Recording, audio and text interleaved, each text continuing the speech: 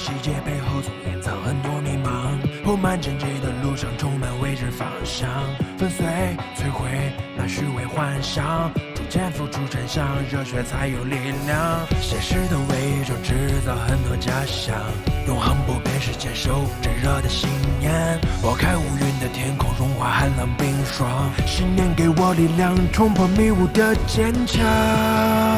撕下伪装的面具，换沉默一个结局。不管真相有多锋利，不畏惧，只顾为正义延续。我却坚信爱，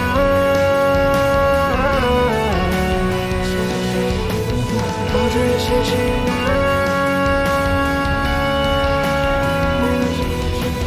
我却坚信爱。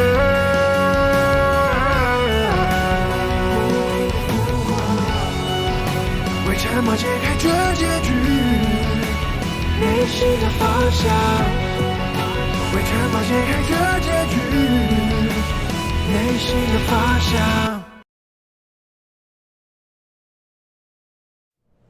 我现在依然觉得何亮的自缢现场是连环凶手伪造的。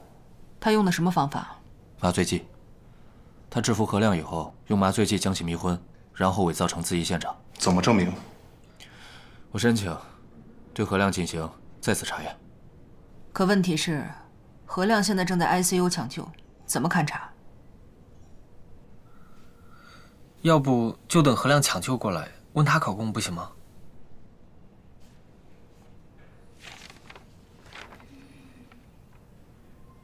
我只是怕，何亮如果抢救不过来怎么办？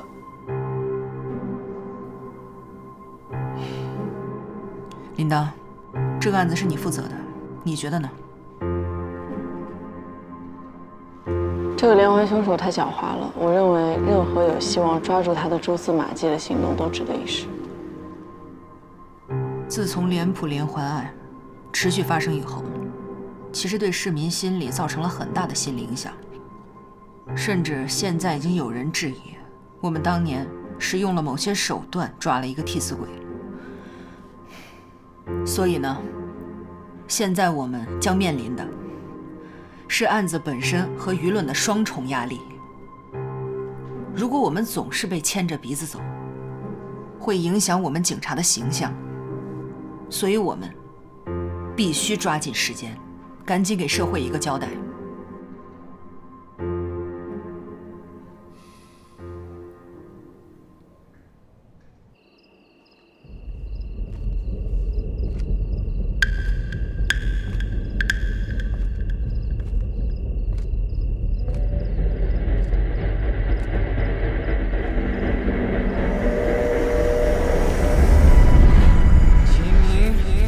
你不是天才吗？是来抓我呀！来抓我呀！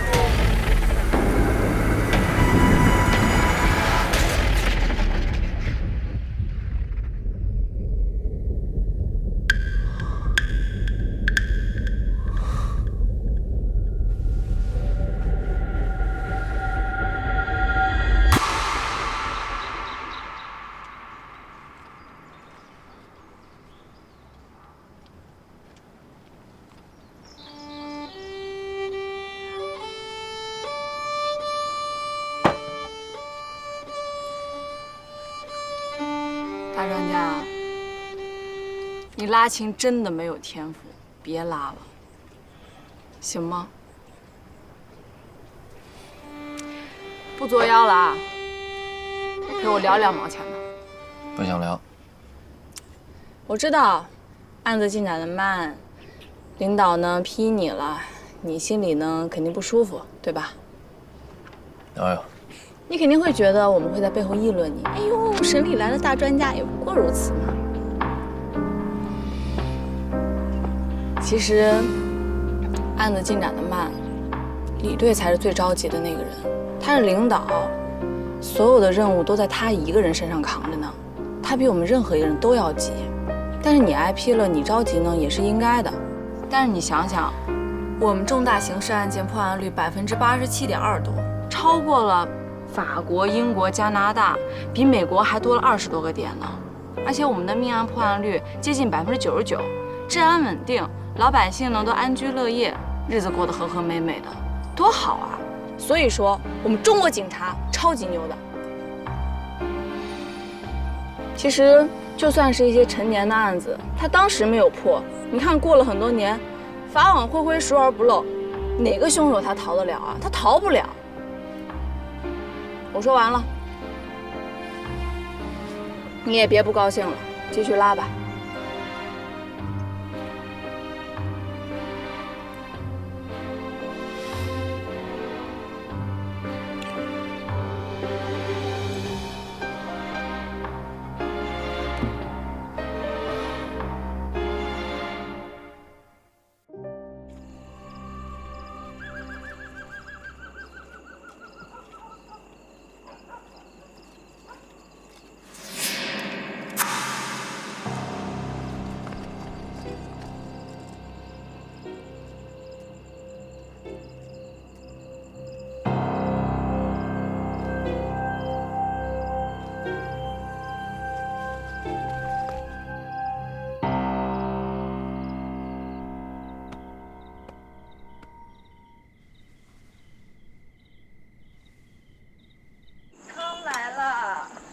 朱老师，可以开始吃了吗？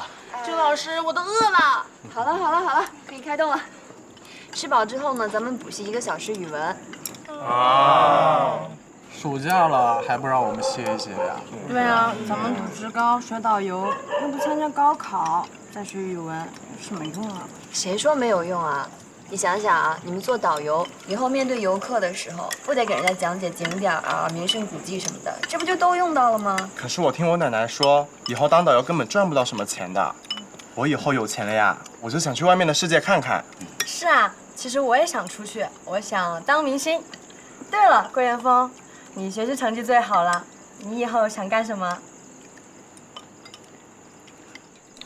好了。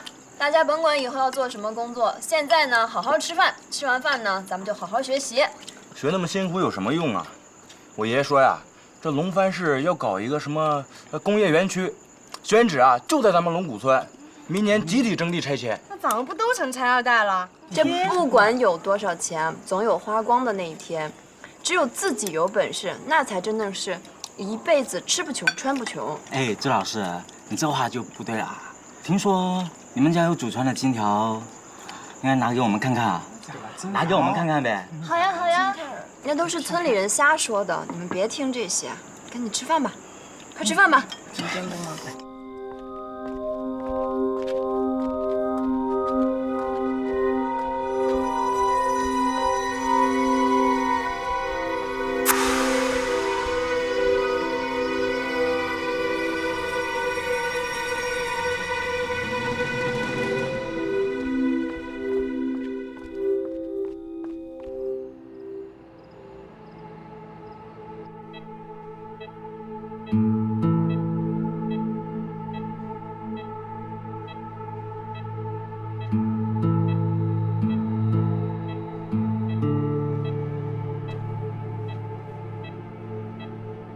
问了医生了，说已经抽血拿去化验了，等化验结果。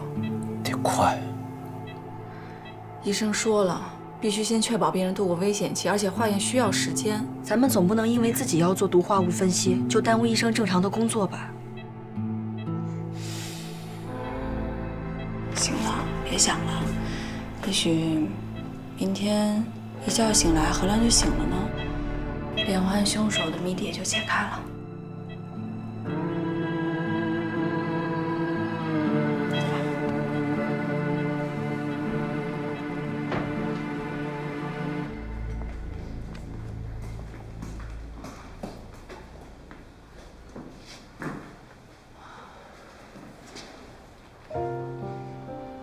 最近几个案子连发，压力真的太大了。李队说了，让咱们组明天可以放1天假，休息休息，顺便呢也整理一下思路。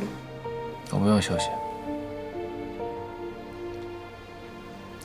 我已经想好了，我们可以去我家附近玩一玩，然后顺便呢在我家做做饭，热闹一下。去吧。你们去吧，明天我还要再过来看看何亮的情况。张爱玲的案子没结，肖丹丹的案子也没结，凶手可能在操作下一步的杀人案。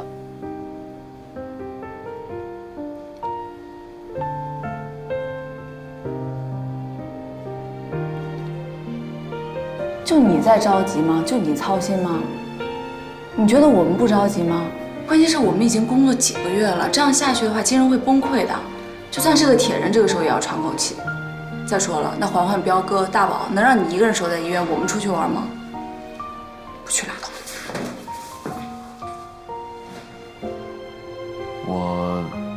我会做点饭，可以帮你们改善一下伙食。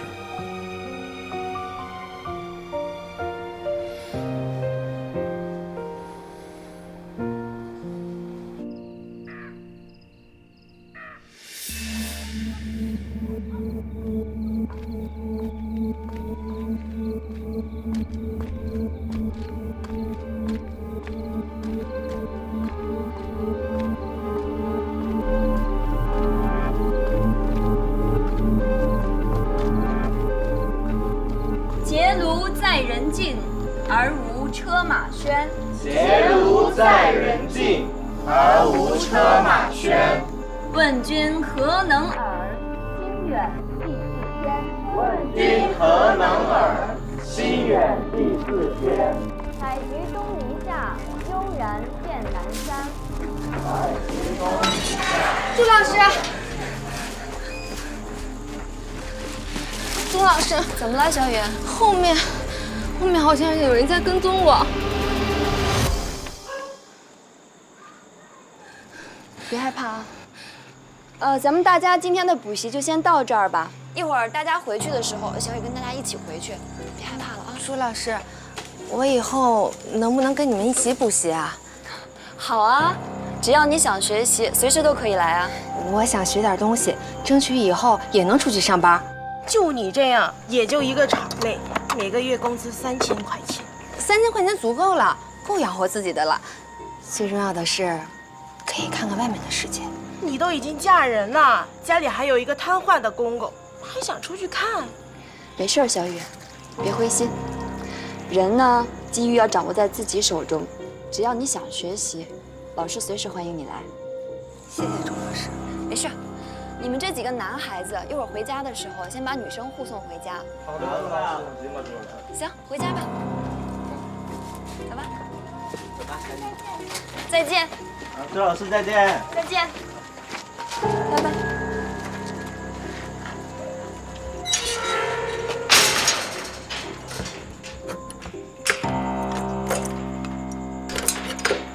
听说呀，他是老孔家花了10万块钱从云南大山里买来的媳妇儿，刚来时土了吧唧的，哎，可过了没2年，这模样啊还越来越漂亮了，也会打扮了呢。小强，你还练女神经的前面，你给表白呀！哎，你快去呀！他喜欢你，你是他女神，他要对你表白。他开玩笑的，我叫张小强。我叫蔡小雨，谢谢你们今天送我。不客气。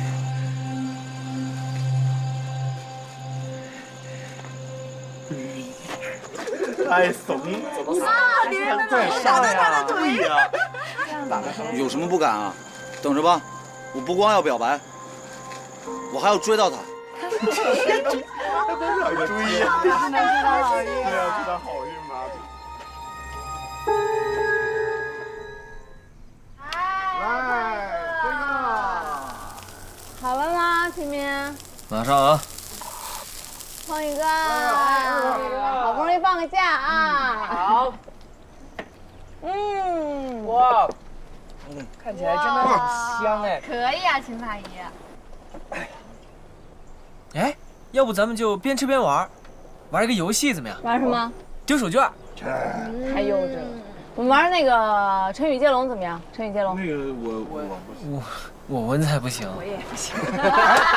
要不咱们玩真心话吧？我用这个瓶子转到谁，谁必须说真心话，好不好？好。那要是说谎怎么办？说谎就一辈子打光棍。我开始了啊！来吧。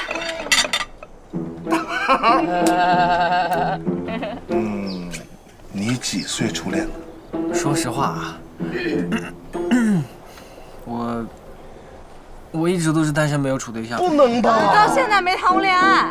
没有，真没有。我天，你这咋混的？姐，给你介绍一个。说定了啊。说定了。好，靠谱。还得是姐姐。下一个，我来。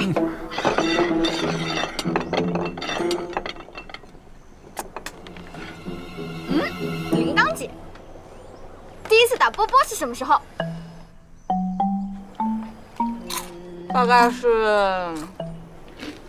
我3岁的时候。3岁？我没有听错吧？我上幼儿园，故事是这样的：我呢上小2班，他上小3班。他特别喜欢我，每天给我拿一个苹果，啊，还说什么哎苹果对身体好啊什么的，叭叭说一堆。哎，送了6天还不7天的时候，有一天他就把苹果交到我手上，哎，我想挺好啊，我就顺手拿过来。哎，我还没来得及吃，我突然感觉到我脸上，咦，一个软软的东西，然后我就把他给打了一顿，他还哭了，那男孩。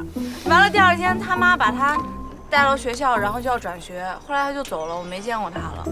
现在想想，哎，我也挺后悔的。如果我还能再见到他，我肯定会跟他说一声对不起。想什么呢？哎，咱俩不是一个中学的吗？你幼儿园是哪里的？咱俩不是一个幼儿园吧？这么巧？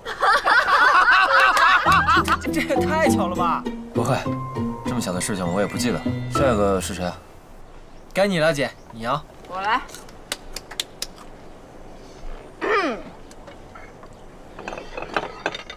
哎，环环，问什么呢？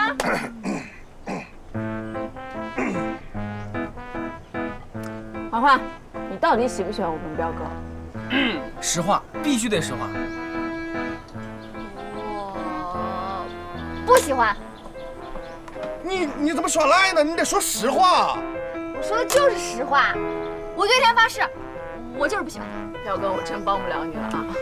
别伤心，别难过。别难过，彪哥，多的是机会。下一个，秦法医。问吧。哎，秦法医，你来我们警局也有一阵子了，有没有喜欢的女生啊？实话，必须得实话。哎，你们还要喝吗？不喝了，不喝了。有啊。谁呀？这是另外的问题了。哎，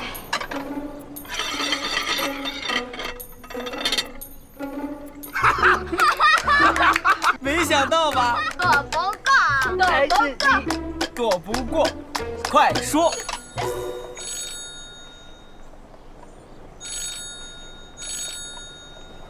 嘘，李队，你们赶紧来景区集合，又出命案了。知道。出任务了，走。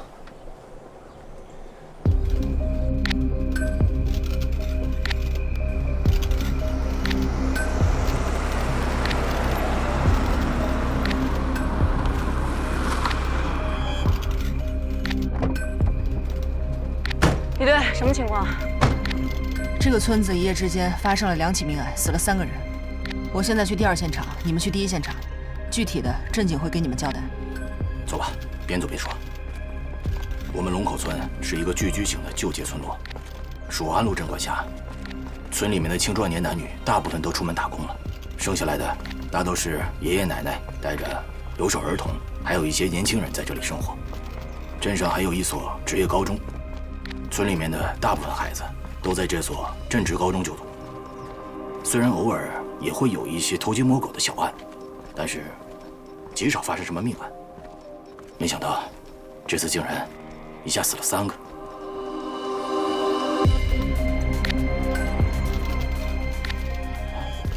受害者朱凤是镇上职高的老师，他在市区有4处常年出租的商业门面。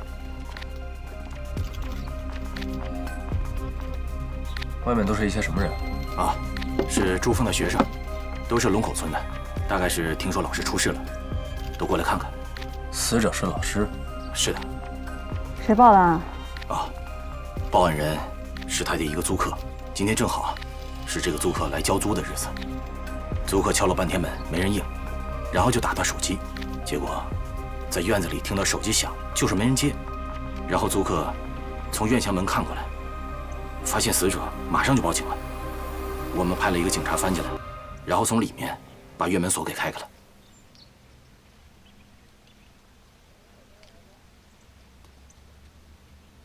死者的开创性伤口主要集中在背部。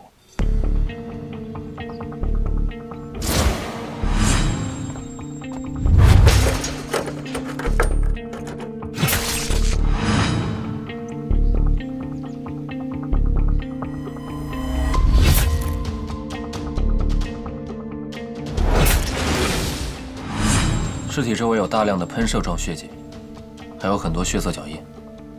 生前应该和凶手激烈搏斗过。彪哥，开始干活吧。好。缓缓，测肛温。走，进屋看看。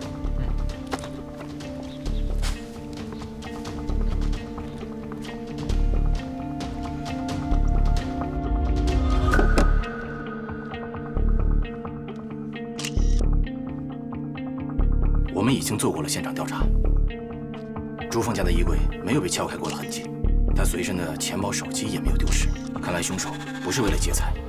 另外，朱家的所有门锁和窗户也是紧闭的，没有被撬的痕迹。我们据此分析，凶手很可能是和平入室的，应该是熟人作案。照你们这么说的话，你们现在是已经有怀疑的对象了。朱峰的丈夫叫孙海鸥，2个人育有一个3岁的女儿叫孙玲。据村民们反映，2个月前孙海鸥想要投资一家店铺，被朱峰拒绝了，2个人发生了剧烈的争吵，夫妻关系也因此而变得恶劣。孙海鸥在外面打工一直未归。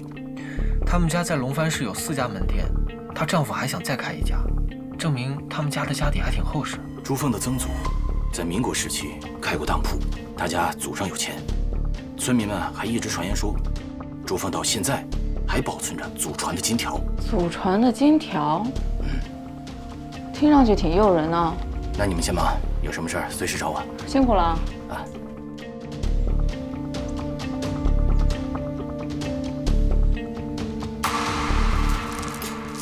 找到2组血足印，一组38码，推测是死者朱凤；另一组40码，推测是凶手。我们推测死者的死亡时间是凌晨12点到3点之间。朱凤家底殷实，据说有祖传的金条。我们刚刚看过了，卧室呢有搏斗痕迹。经过我们现场初步判断，凶手应该不是劫财，会不会是仇杀？我去看看。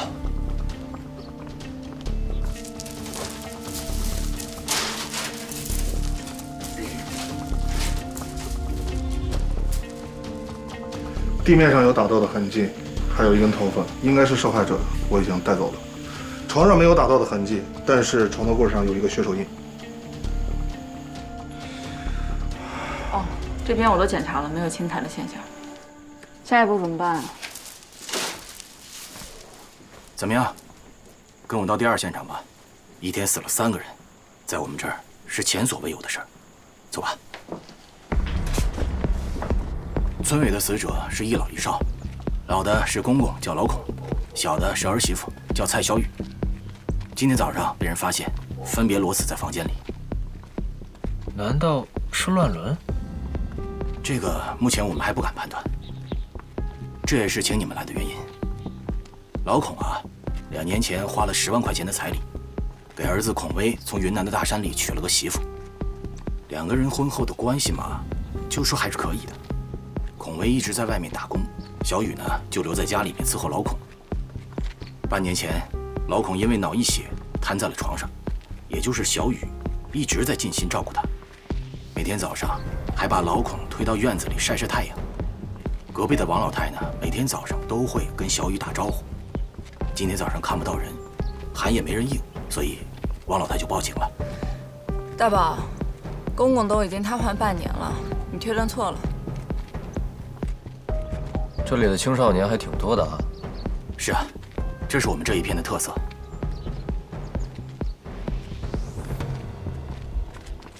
要说小雨这儿媳妇儿，虽然花了老孔半辈子的积蓄，可这10万块钱花得太值了。小雨又漂亮又勤快，性格又好，不大爱说话。自从嫁到这里，每天洗衣服、做饭、打扫卫生，真是太好了，我看着都羡慕。我琢磨着，等我的孙子职高毕业，我也花钱在村里给他找一个，不找当地的，找当地的媳妇儿，彩礼起步价都得20万了，还得有车，镇上还得有房。我真心觉得，还是娶山里的媳妇儿划算。这个小雨，对她公公怎么样？那没得说。自从她的公公瘫痪，成了半个植物人，脖子以下都不能动了，也不能说话。小雨天天给她喂饭，给她洗澡，伺候她吃喝拉撒。说实在的，亲生女儿都很难做到的。她跟村子里的人来往密切吗？不多，丈夫不在家，人又长得漂亮，村子里是非就多。那几个小年轻惦记小雨的也不少，所以小雨平常不怎么出门，就是有时候偶尔出去买点生活必需品。再有就是每天早上8、9点钟推着老孔出来晒晒太阳、透透气。孔威跟他的关系怎么样？他们2个挺好的，可是老孔发了脑溢血的时候啊，小雨其实及时的把他送到医院了，但是呢，孔威气不过，就把小雨给打了，2个人闹了好一阵才和好。好，谢谢您啊。现场勘查去吧。进去吧。阿姨，您留步啊。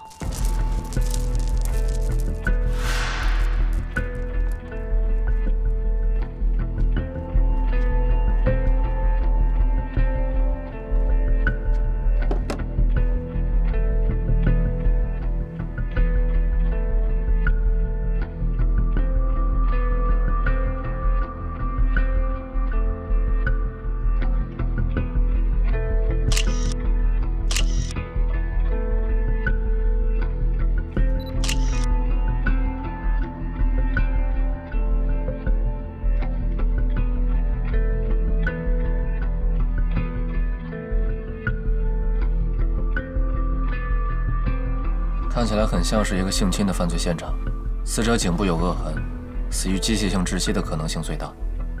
先做个静脉预实验。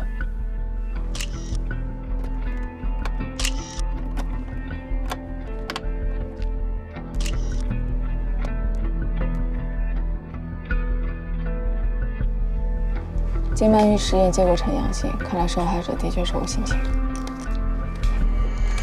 辨别都学会了，老专家教得好。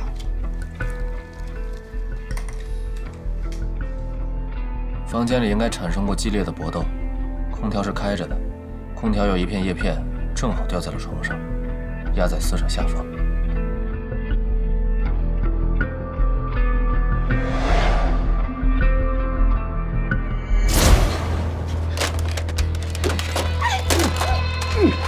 松手！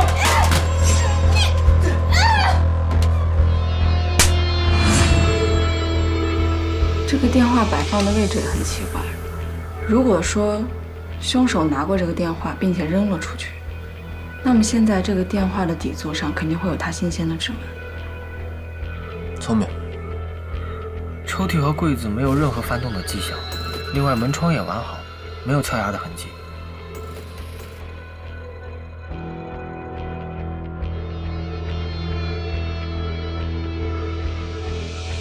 尸僵强硬，但是没有达到最硬状态，死亡时间应该不长。大概死了多久？根据尸问来判断，死亡时间大概在昨天晚上11点到凌晨2点之间。那这样就很奇怪，因为刚刚王老太太说，小雨平时为人非常的谨慎，出门也只会跟她打招呼。可是从现场上来看，大门是虚掩的，门窗也没有撬动的痕迹。凶手是怎么在半夜来到了她的房间？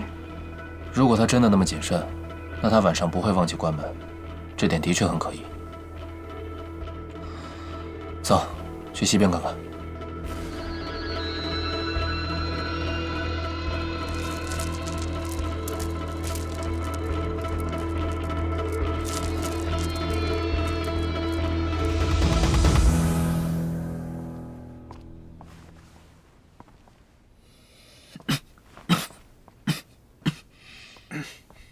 不是说是昨晚的事情吗？怎么开始有腐臭味了？也不会这么快吧？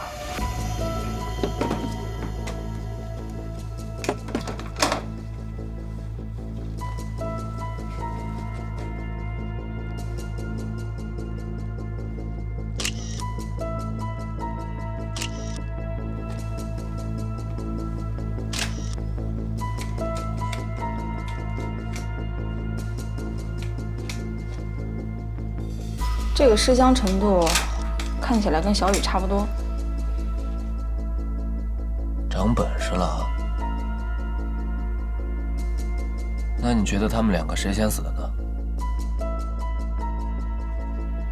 这我还不知道呢。老孔腹部已经出现湿绿，腐败静脉网已经展开，他应该比小雨先死。那个尸香跟湿绿有什么区别？我教你啊，尸僵呢，缓慢形成以后再慢慢缓解。老孔这种强度的尸僵，你要辨别它是在缓解期还是在形成期。湿绿的出现代表什么？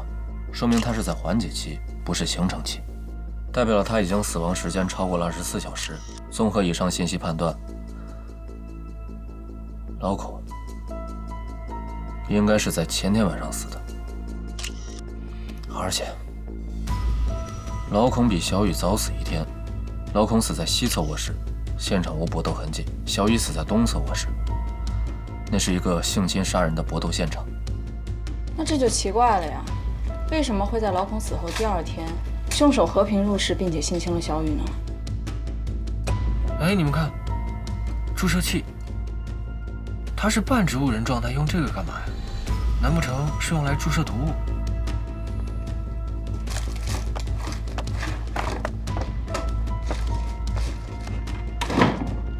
父亲看了没有针头，应该不是注射毒物用的。注射器里面含有液体残留物，拿回去化验一下就知道里面是什么了。对他尸检的时候，我再好好检查老孔身上有没有针孔。齐明，你那边现场怎么样了？去阿姨。勘查完毕。好，那我们尽快把尸体运回去进行尸检吧。收到。好像有点不对呀。嗯，有什么不对？朱凤不是有一个3岁的女儿孙玲吗？该不会让凶手抱走了吧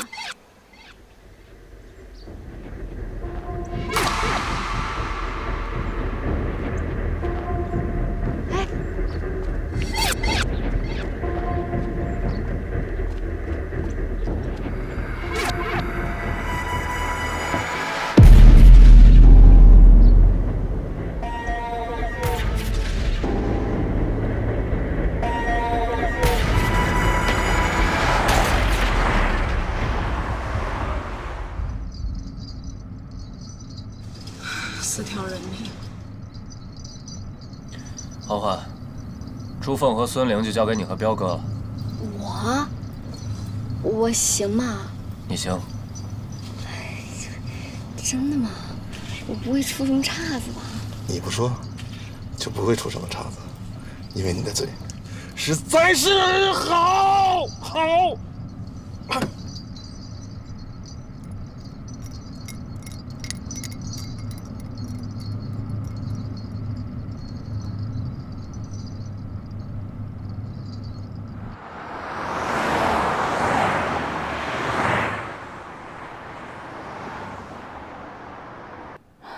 这天怎么那么热呀？这几天特别闷热，可能台风要来了。先看老孔吧。我这一路上都在琢磨老孔的死因，死者全身赤裸，表面又没有见任何的损伤，他是怎么死的呢？准备解剖。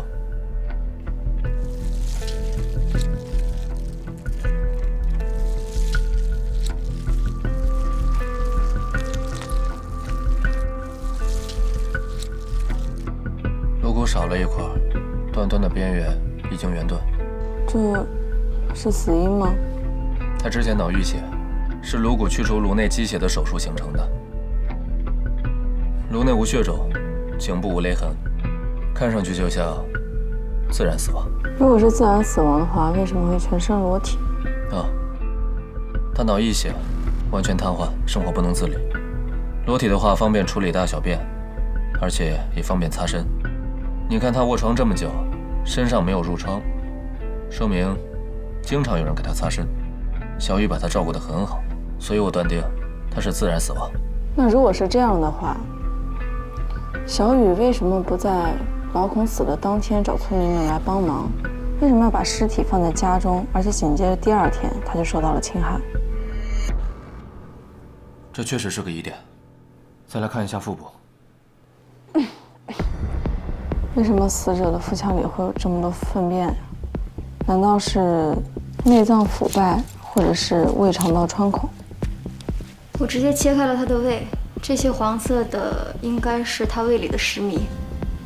可是很奇怪呀，人体的胃是很柔韧的，一般来说不会被手术刀一刀下去就切开的。食糜日积月累，越攒越多，就在胃里面腐败，变成类似粪便的物体，把胃呢撑到了极限，和腹腔壁紧贴在一起。这个时候一刀下去就很容易切开了。你看里面，看到没有？有一处肠套叠，这个很容易引起肠梗阻。什么意思呢？就是你吃进去的多，拉出来的少，这样胃就越积越大，压迫到了周围的器官。简单来说，老孔是被撑死的。如果是撑死的话，难道小雨是谋杀？不是，小雨应该是无意的。其实只要检验一下注射器里面的残余液体就能知道了。反正老孔的死因已经基本确定了。好，那我们开始第2局吧。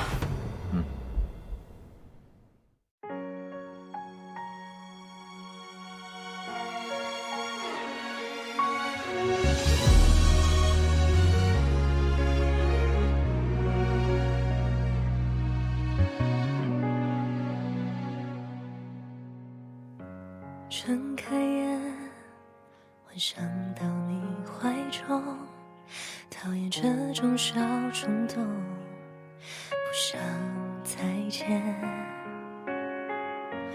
怀念着你的气息和那熟悉的坏脾气。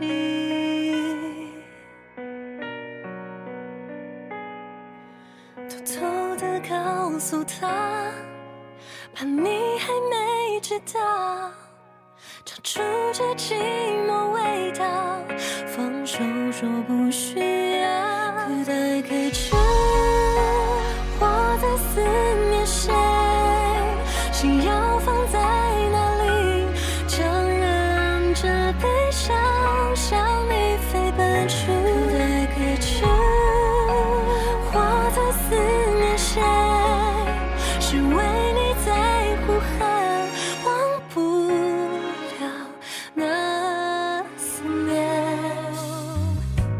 一瞬间，只有你在我心中。